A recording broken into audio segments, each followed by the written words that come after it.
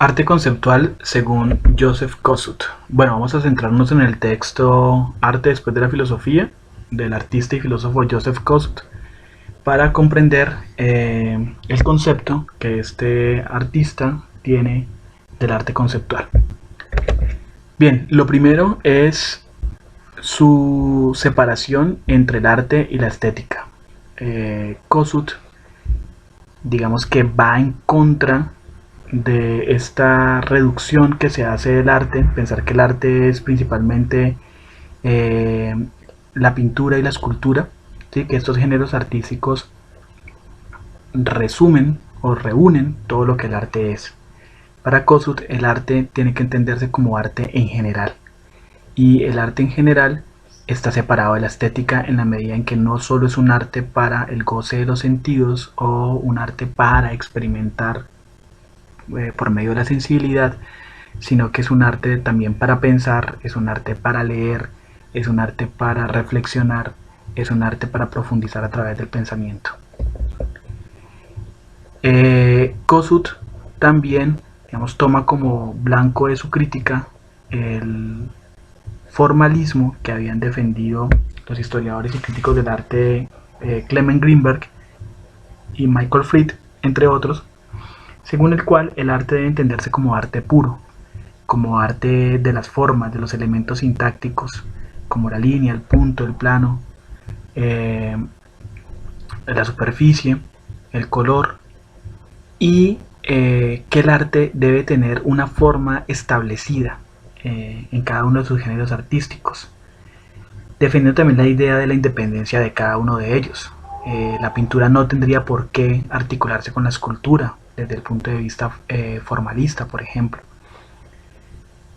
La escultura no tendría por qué mezclarse para nada con la danza o con el teatro. Esta defensa de la independencia de los géneros artísticos y de la pureza de cada género artístico es atacada por Joseph Kosuth, mostrando que el arte no tiene por qué centrarse en lo morfológico, ¿sí? Y que esto tiene que ver fundamentalmente con la idea según la cual hay una priori del arte, es decir, antes de experimentar cualquier tipo de expresión artística ya sabemos cómo se va a ver. Si es pintura, sabemos que se tiene que ver como un rectángulo, una superficie, ¿sí? Rectangular contra la pared, cuyo contenido pues puede ser desde un contenido realista hasta un contenido de meras formas como las pinturas suprematistas. Para Kosuth esto no debería ser así. No deberíamos tener una priori del arte, no deberíamos antes de ir al museo saber qué es lo que vamos a encontrar. Igual pasaría con la escultura, ¿sí? Esta dicotomía pintura-escultura se centra mucho en lo morfológico, tiene unas formas convencionales, tradicionales y ya fijas de mostrarse. Para Kosuth el arte debe explorar múltiples medios artísticos y no centrarse solo en unas formas ya determinadas, como lo hace la pintura y la escultura. Para Kosuth el punto de partida o el punto de inflexión del arte conceptual es el ready-made de Duchamp, ¿sí? Este gesto artístico de Marcel Duchamp de tomar un objeto ya fabricado, un objeto fabricado de hecho, y hacerle una mínima intervención para mostrarlo como obra de arte es, digamos, el punto de partida del arte conceptual. Lo que él llama el ready-made no asistido. Bueno, sabemos que lo único que hizo Duchamp fue voltear el orinal y firmarlo. Por eso entonces afirma que todo el arte después de Duchamp es conceptual, porque lo que interesa fundamentalmente es el concepto, es la idea. El arte vive a través de la influencia que ejerce sobre otro arte, no por existir como el residuo físico de las ideas de un artista. Es una idea que va contra el tradicionalismo del arte. Para Kosuth, las obras de arte son ricas en contenido, en profundidad artística, en la medida en que sean una promesa para explorar nuevos terrenos artísticos, no porque hayan quedado como un objeto digno de ser venerado porque es de tal o cual artista. Aquí vemos una crítica del autor, una crítica a la idea de la importancia del autor o del artista en el arte. una herencia también de Marcel Duchamp. ¿Qué es una obra de arte entonces para Joseph Kosuth? Bueno, la obra de arte es una suerte de propuesta presentada dentro del contexto del arte, dice este pensador, como un comentario acerca del arte. Tratemos de desentrañar esta definición. La obra de arte es una suerte de propuesta. Esto ya nos es familiar, lo habíamos visto en Danto, lo habíamos visto con Dickey y con Margolis. La obra de arte es una suerte de propuesta. ¿Quién la hace? El artista. ¿Y quién es el artista? Bueno, un individuo, ¿sí?, capacitado para proponer obras de arte, un individuo que pertenece ya a una institución, cuyo nombre varía de pensador a pensador. Danto lo llama el mundo del arte, Dickey lo llama el círculo del arte, ¿sí? Margolis va a decir más bien cultura en general, ¿sí? Y aquí Kosuth lo llama contexto del arte. Entonces lo que hace el artista es presentar una propuesta, eso sería la obra de arte, dentro del mundo del arte o el contexto del círculo del arte, y esa propuesta no es más que un comentario acerca del arte. Esto tiene que ver con este primer párrafo, me voy a devolver, en el que el punto 1, en el que Kosuth nos dice que el arte tiene sentido solo si se pregunta por su propia naturaleza. Es decir, toda obra de arte debe ser una investigación acerca del arte mismo. Toda obra de arte debe aclarar lo que es el arte. ¿Listo? Bien, las obras de arte son propuestas analíticas, dice Kosuth. Y aquí pues eso es una clara referencia a Wittgenstein. Sabemos que Kosuth estaba fuertemente influenciado por el filósofo austriaco. Para Kosuth las obras de arte no tienen por qué hablar del mundo, no tienen por qué ser representaciones de la realidad física, o nada importa su concreción material o física. Lo importante es que sean conceptos acerca del arte. Una obra de arte entonces es una tautología. Piensen en sus clases de lógica, ¿sí? Recuerden que la tautología es algo que siempre es verdadero, puesto que solo tiene que ver con el pensamiento y no con el mundo. ¿Sí? Cuando yo digo simplemente mañana lloverá o no lloverá, no estoy diciendo nada acerca del mundo, solo estoy hablando de una posibilidad, ¿cierto? Y la mera posibilidad pues hace que ese enunciado siempre sea verdadero, ¿sí?, en todas sus interpretaciones. Pasa igual con las obras de arte. Todas las obras de arte no son más que definiciones del arte mismo. Bueno, la condición del arte es un estado conceptual. Entonces, para Kosuth, fundamentalmente, si pensamos en el arte en general, podemos quitar todo y lo único que nos va a quedar es la condición de arte. La condición de arte es el concepto, ¿sí?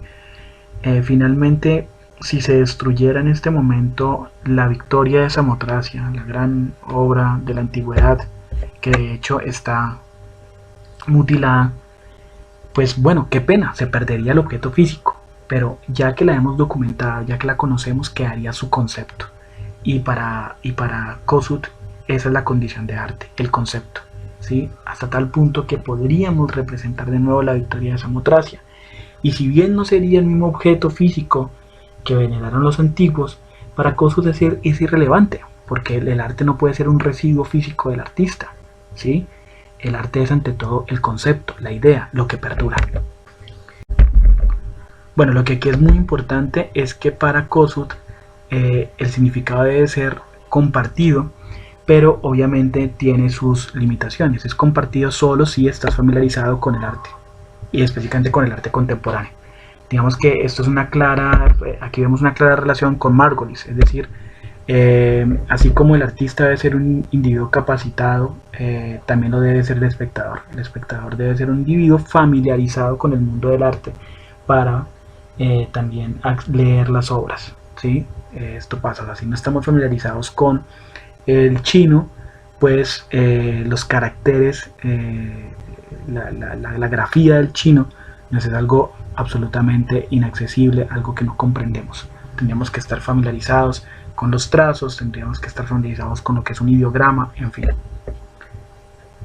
Finalmente, entonces, las propuestas del arte no son fácticas, sino lingüísticas, es decir, no son propuestas en términos de hechos, sino que son propuestas lingüísticas, en la medida en que son conceptos.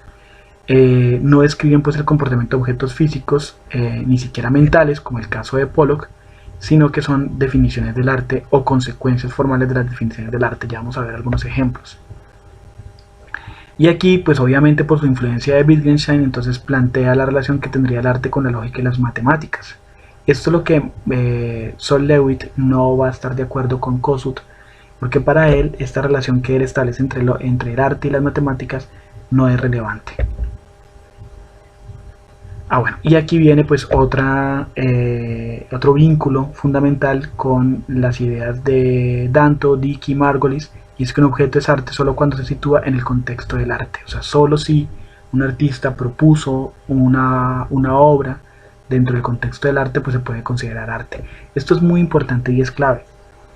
No podemos pretender que eso que nosotros creamos, esa idea que nosotros concebimos en la privacidad, pues sea arte si no la hemos candidatizado, si no la hemos declarado, si no la hemos propuesto en el mundo del arte. Entonces, pues es cruel, pero poco nada sirve la queja del artista desconocido que tiene sus obras allí encerradas en su casa y que se queja de que otros artistas menos habilidosos pues sean ovacionados mientras él no lo es. Bueno, tiene que lograr que su obra llegue al mundo del arte y sea conocido en el mundo del arte. Sabemos que como el arte, y lo veíamos con el postestructuralismo, es una esfera completamente interesada, no es neutral, pues está atravesada por relaciones de poder. Entonces, ¿cómo se presenta una obra en el contexto del arte? Bueno, pues es necesario estar en relación con los museos, con los curadores, con los marchantes, con los directores de museo, con los críticos de arte. Por ejemplo, en Colombia, casi que ser artista en la década de los 70, 90, pues tenía que ver mucho con la relación que se tenía con ciertos críticos de arte, por ejemplo con Marta Traba. Si Marta Traba candidatizaba a un artista, pues generalmente le iba bien. Y esto no lo podemos dejar de lado. Lo mismo pasó o pasa, hay otros ejemplos, por ejemplo Andy Warhol. Andy Warhol lo que hace es proponer a Jean-Michel Basquiat, ¿sí? Y Jean-Michel Basquiat era el protegido de Andy Warhol. ¿Cómo pudo este chico de Brooklyn ser conocido en el mundo del arte? Bueno, también gracias a al espaldarazo de un artista ya consagrado como Andy Warhol. Y aquí tenemos un ejemplo del mismo Kossuth, que es un claro pues modelo de lo que es una obra de arte conceptual para este pensador.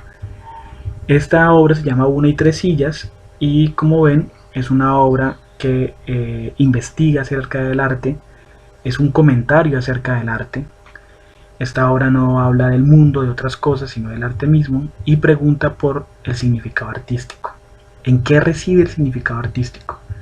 Reside en la representación pictórica o en la imagen, como lo vemos allí en la imagen blanco y negro que está allí, en el objeto mismo, como la silla que está en el centro, o en la definición lingüística de silla, ¿sí? Entonces allí tenemos tres sillas que finalmente son una, donde reside realmente el significado artístico.